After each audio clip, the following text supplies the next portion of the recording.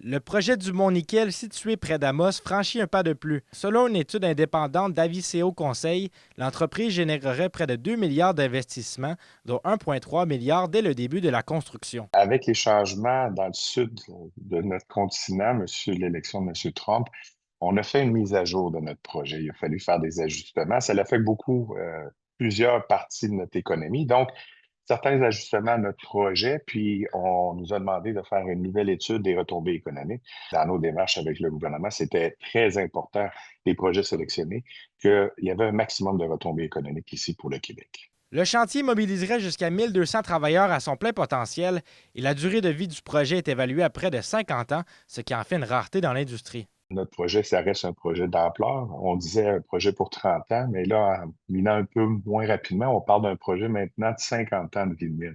Fait qu'un projet structurant, 50 ans de vie de mine, il n'y a pas beaucoup de mines qui peuvent se targuer d'avoir 50 ans de réserve dès le début de leur opération.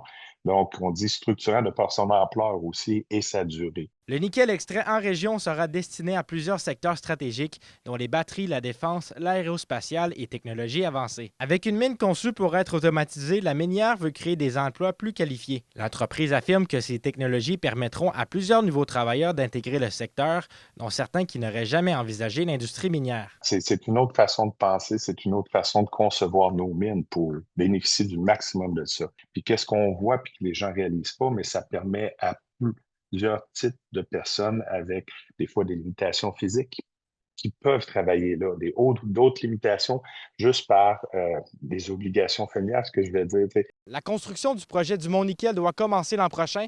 Le site est déjà autorisé et les travaux prévus s'étendront sur 3 ans avant une mise en production. Zachary Desrosiers, RNC Nouvelles, Amos.